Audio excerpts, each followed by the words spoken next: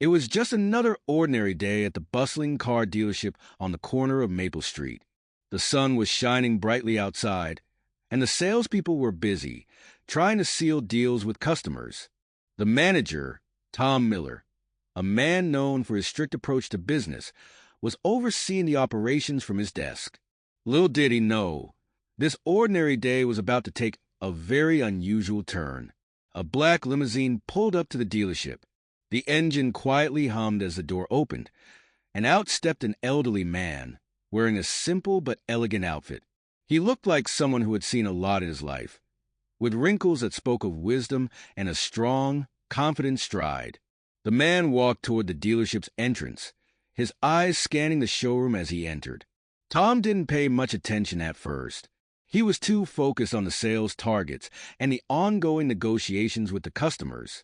But then he saw the man walk through the door and head directly to the high-end car section.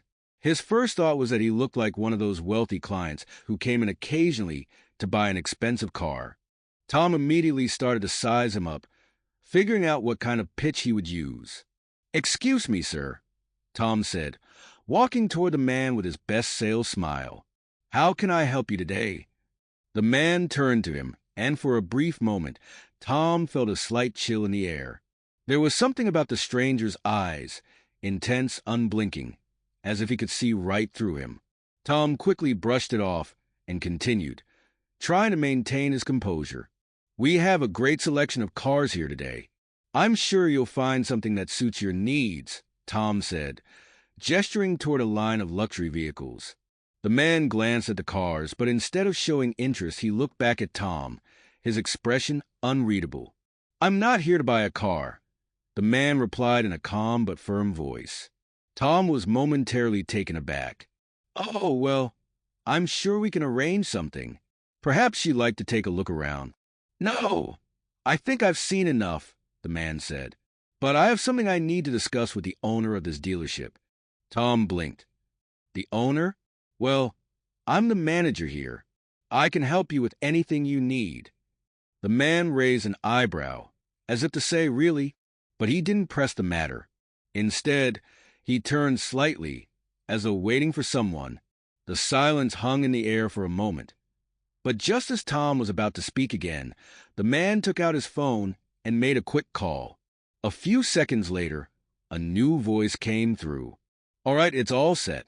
I'll be there in 10 minutes. Tom was left standing there, confused and slightly irritated. He was busy running the dealership, and this stranger was wasting his time with cryptic conversations. He glanced at the man again. There was no sign of arrogance or a boastful attitude, just a quiet confidence. Minutes passed, and the man remained standing by the cars, waiting. Tom, growing impatient, decided to take control of the situation. "Listen, I really need to get back to work," Tom said, his tone growing sharper. "If you don't want to buy anything, I'm going to have to ask you to leave." The man looked up at him, unruffled by the harsh tone. There was no sign of offense. He simply nodded and said, "Of course, I understand." Tom didn't expect him to leave so easily, but to his surprise, the man turned and started walking toward the exit, still waiting for something. Just as Tom thought the situation was over, something shocking happened. The man stopped, turned around, and spoke again. "I am the new owner of this dealership." Tom froze. The words hit him like a ton of bricks. His mind raced, trying to process what he had just heard. New owner? But that didn't make sense. The dealership had always been under the ownership of the Miller family. There must have been some kind of misunderstanding. Maybe the man was confused. "Excuse me?" Tom asked, his voice sounding more incredulous than he intended. "You're the owner?" The man nodded slowly, as though Tom's reaction was exactly what he had expected. "Yes," he said quietly. "I bought this place." Tom blinked rapidly, trying to make sense of the situation. This old man, standing before him in plain clothes, was claiming to be the new owner of the dealership? He must be joking. But there was something about his calm demeanor, something that made Tom feel uneasy. Still trying to grasp the reality of what was unfolding, Tom struggled to find the right words. I'm not sure I understand. I've been managing this place for years, and I've never heard of any new ownership. You must be mistaken. The man didn't seem offended by the confusion. Instead, he simply gave Tom a small, knowing smile. It's a recent acquisition, he said. I thought you might want to know. Tom's head spun. He had heard of changes in the business world, but this was different. He was convinced this was some sort of joke or misunderstanding. But the calmness in the man's voice kept him from dismissing the claim outright. Tom was about to argue further, but just then, another car pulled up to the dealership. This time, it wasn't a limousine. A sleek, black SUV came to a stop in front of the building, and out stepped a well-dressed man in his 40s, carrying a briefcase. He walked toward the dealership's door, and just before entering, he turned to the stranger. "I see you've already met him," the newcomer said, gesturing to the elderly man. Tom's eyes widened. "Wait a minute. You're saying—" Before Tom could finish his question, the elderly man turned toward him and smiled warmly. "Yes, Tom. I'm Clint Eastwood." Tom's jaw dropped. Clint Eastwood?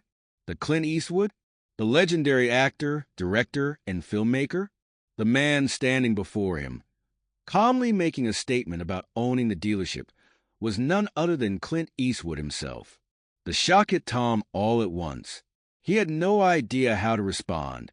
In the past, he had heard the name Clint Eastwood associated with many things, but he never imagined he would be standing face to face with the man himself, especially not in a situation like this.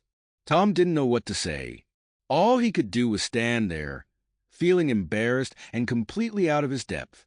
Clint Eastwood, the iconic Hollywood star, was now the owner of the dealership, and Tom had just kicked him out without even realizing who he was. The tension in the air was palpable as Tom's embarrassment grew.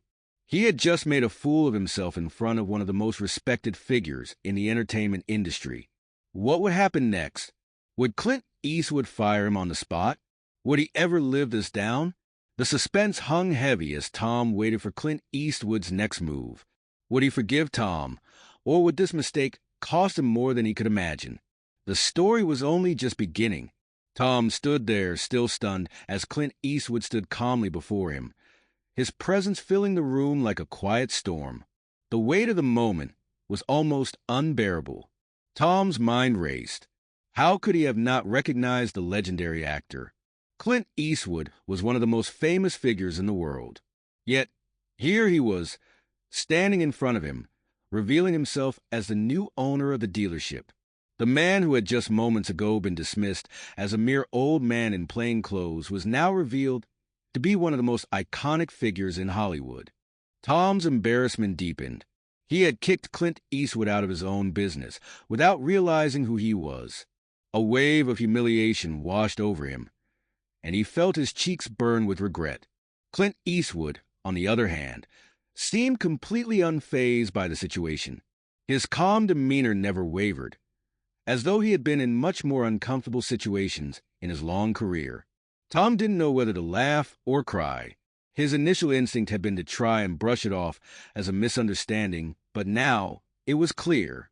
He had made a colossal mistake. I had no idea, Tom finally managed to say, his voice shaking with embarrassment. "I never thought—" "No worries, Tom," Clint Eastwood interrupted smoothly, his tone reassuring. "I'm sure you weren't expecting a surprise like this." Tom nodded, feeling like a complete fool. He had always prided himself on his professionalism, his ability to manage situations smoothly. But now, he felt like an amateur. He had just insulted the very person who now held the keys to the dealership. Would Clint Eastwood be upset? Would he fire Tom on the spot? But instead of anger or frustration, Clint Eastwood's face remained calm, almost amused. "It happens," Clint said with a small smile. "I'm not offended, but I hope we can start fresh."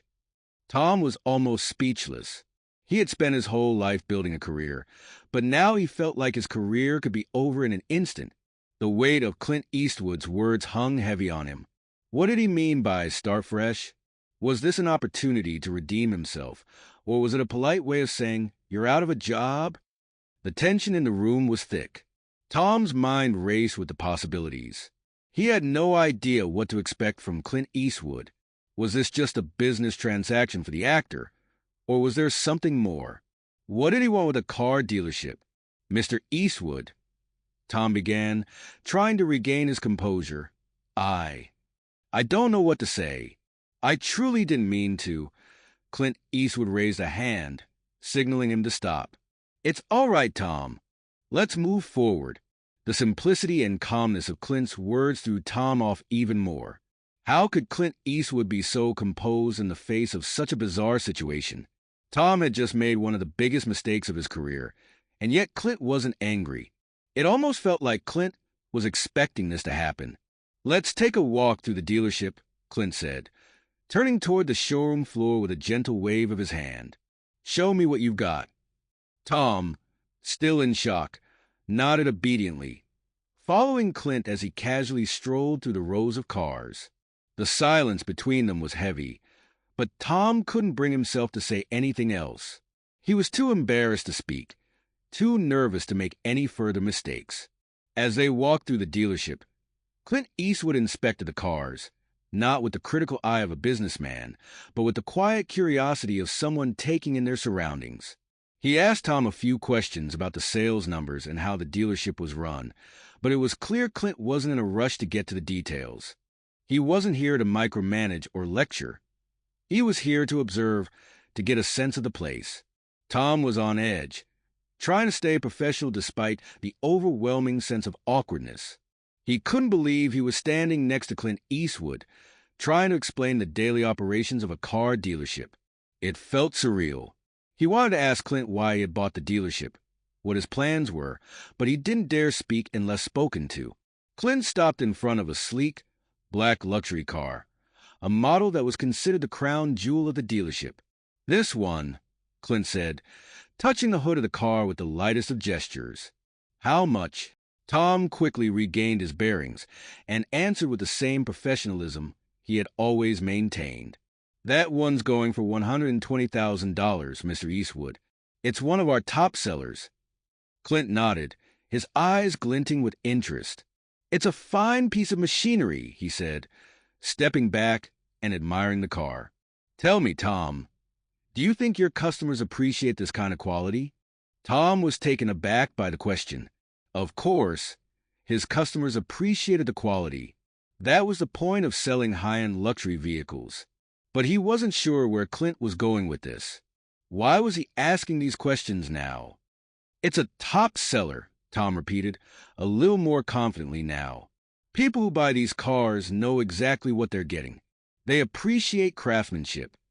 Clint smiled and turned to Tom. Good answer, he said, his voice still calm and collected. But I'm curious, how would you sell it to someone who's never considered buying a luxury car before? Tom paused. He hadn't expected to be asked something so specific. It wasn't a question about the car itself, but about the approach to selling. This was different from the usual questions he was asked by customers. Tom thought for a moment before responding. Well, I guess I'd focus on the experience, he said slowly. A luxury car isn't just about the car. It's about the feeling it gives, the status, the comfort, the pride of owning something special. Clint nodded thoughtfully. I like that. It's not just about selling a product. It's about selling a lifestyle.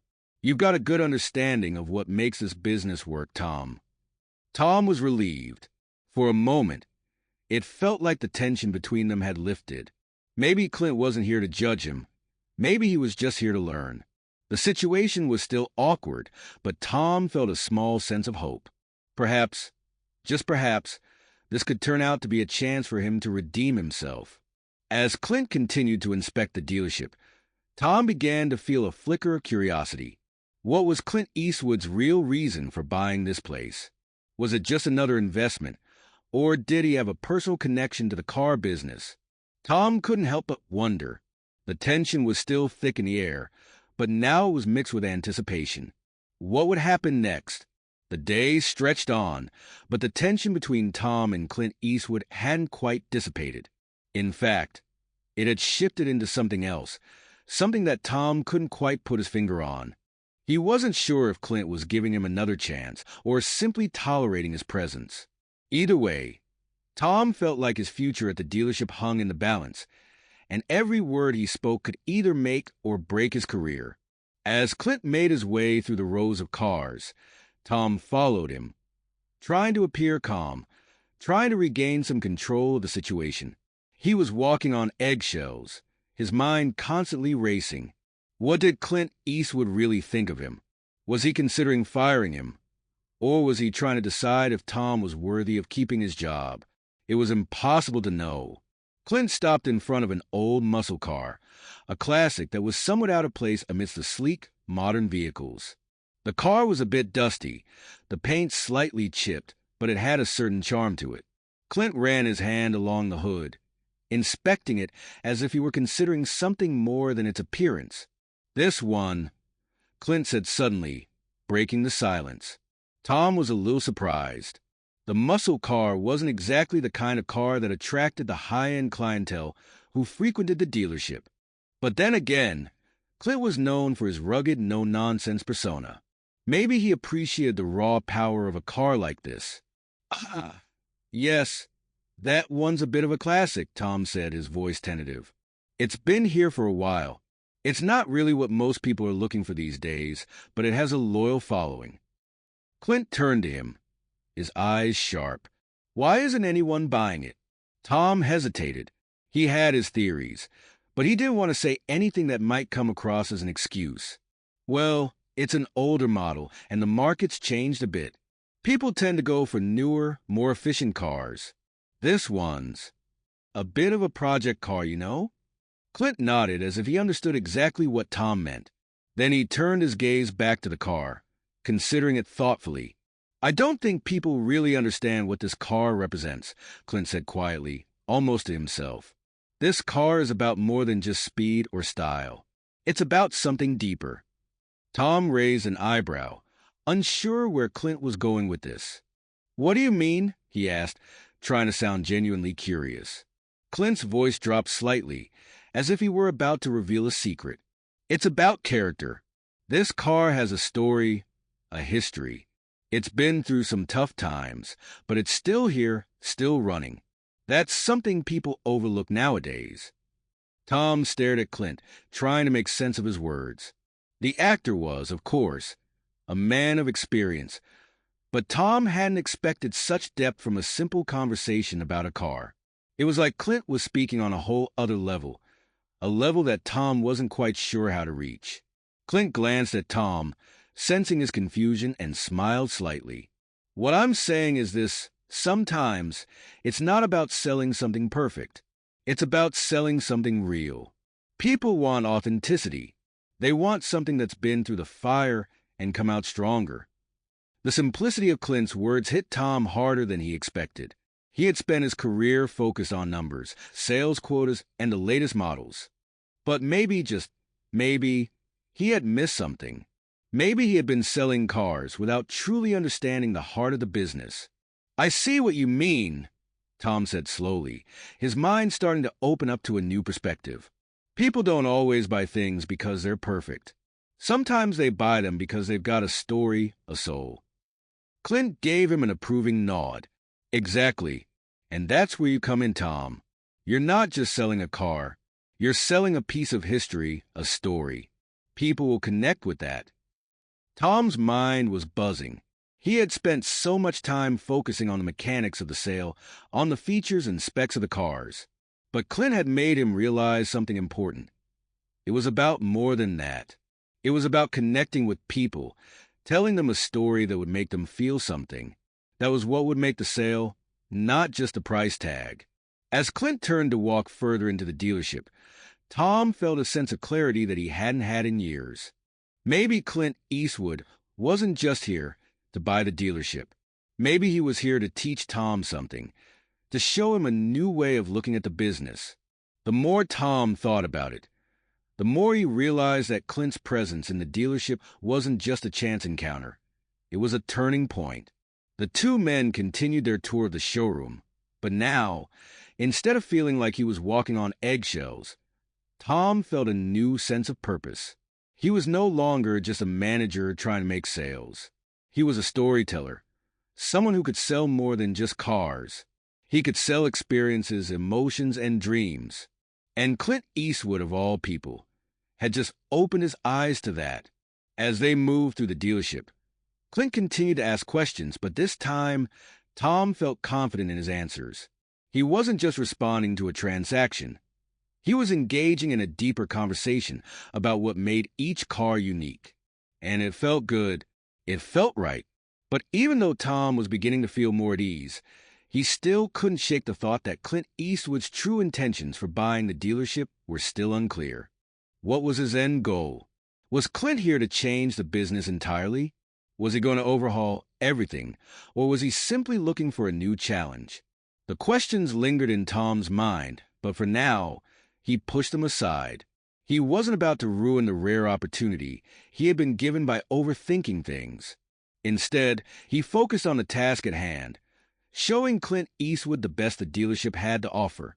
Clint's casual questions about the dealership's operations began to feel more like a conversation between two equals. And for the first time since Clint had arrived, Tom allowed himself to relax, if only for a moment. But little did he know, this was only the beginning of a much larger journey, one that would change both of their lives forever. What Clint Eastwood did next would leave everyone stunned, including Tom.